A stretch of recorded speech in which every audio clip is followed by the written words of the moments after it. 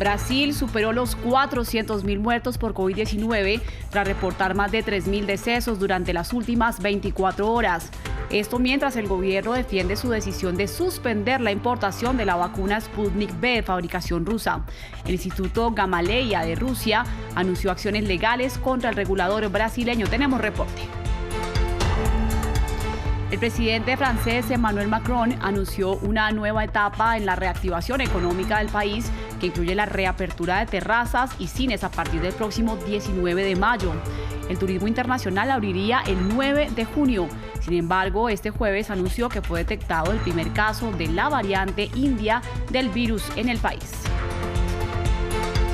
Y el detenido líder opositor ruso Alexei Navalny apareció ante la corte por videoconferencia por primera vez después de poner fin a su huelga de hambre de 24 días. La red de oficinas regionales del líder opositor anunció su disolución ante la posibilidad de que la organización sea declarada como extremista por parte de los tribunales. Bienvenidos a una nueva tarde de información de América Latina y del mundo aquí en France 24. Mi nombre es Liliana Valencia. Iniciamos en Brasil porque la nación suramericana superó los 400.000 muertos por COVID-19 tras reportar 3.001 decesos durante la última jornada. El país acumuló un total de 401.186 fallecidos, más de 14.590.000 positivos y atraviesa su peor momento desde el inicio de la pandemia.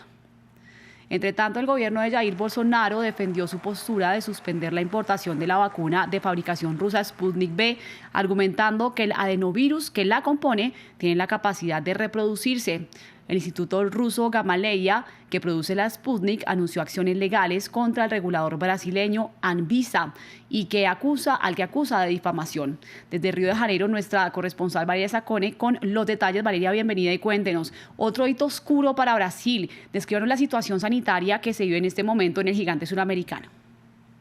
Bueno, abril ya sabemos que ha sido el mes más letal desde el inicio de la pandemia, con una media de 2.000 muertos por día y con picos diarios incluso de más de 4.000. Además, hay un dato también muy duro. En los primeros 4 meses del año han muerto más personas que en todo 2020 por causa del coronavirus. Brasil también ha cuadriplicado el ritmo de los fallecimientos.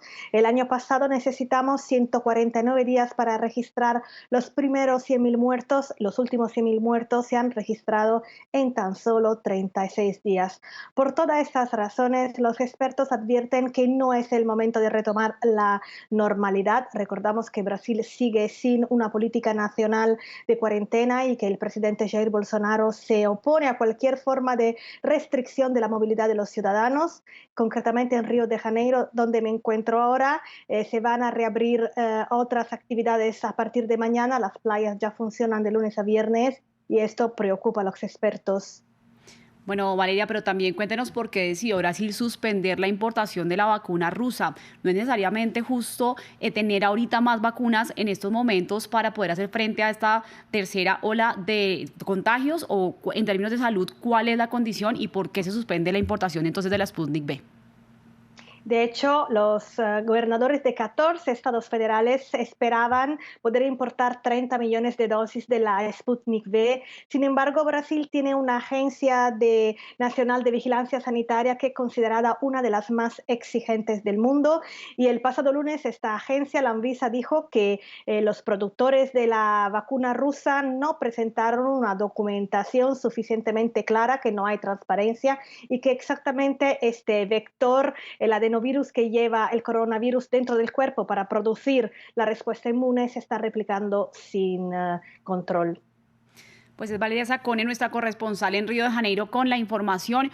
Y continuamos hablando del COVID-19 en India. La nueva ola de coronavirus no da tregua. El país volvió a batir los récords mundiales de contagios al reportar más de 379.000 en las últimas 24 horas y 3.645 fallecidos, para un total de 204.800 muertos en el país. El secretario de Relaciones Exteriores de India aseguró que 40 países han prometido ayudar con el envío de oxígeno y otros insumos a la nación, donde la existencia es insuficiente en medio del colapso hospitalario. El gobierno de Estados Unidos anunció el envío de insumos hacia India por un monto de $100 millones para combatir la crisis actual ocasionada por el virus.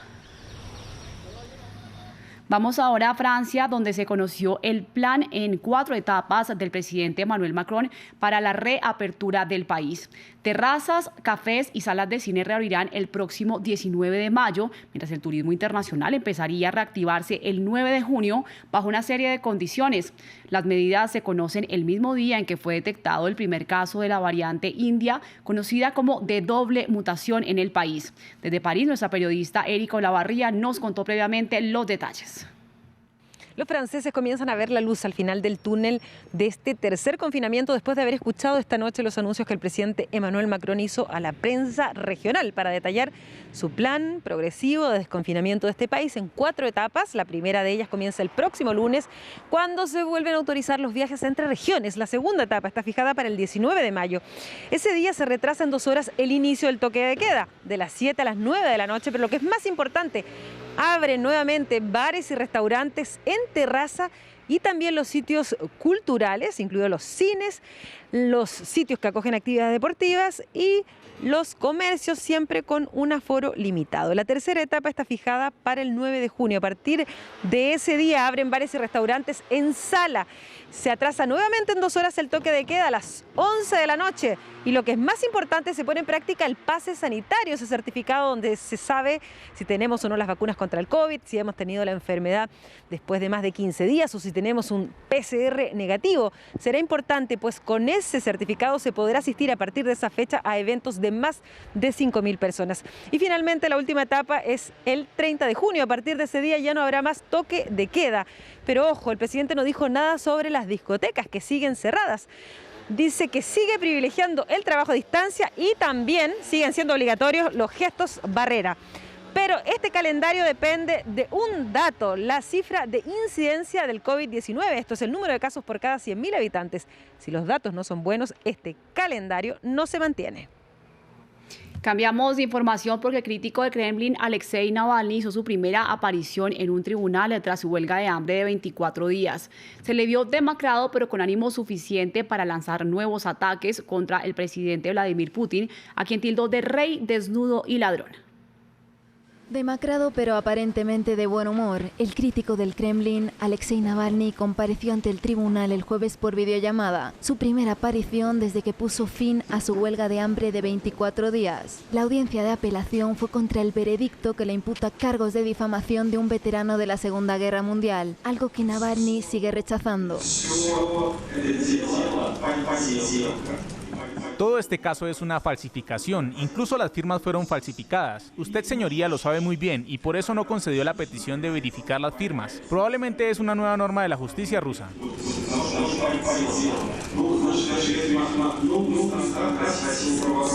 Los abogados del opositor encarcelado afirman que el tiempo en prisión ha tenido graves efectos sobre su salud, pero aseguran que la situación podría haber sido aún peor. Si no hubiese apoyo público, si no hubiesen numerosas quejas, no habría recibido ninguna asistencia médica, como no la recibió durante mucho tiempo. La comparecencia de Navalny se da mientras las autoridades intentan diezmar a la oposición con nuevos métodos. El equipo de Navalny decidió cerrar las oficinas de campaña regionales después de que los fiscales presentaran una solicitud para calificar a la organización política de Navalny como extremista. El rey ha muerto. Larga vida al rey. Todo nuestro tedioso trabajo en los últimos 4 años y vuestro apoyo no han sido en vano. Hemos plantado las semillas de la libertad en Rusia, que florecerán.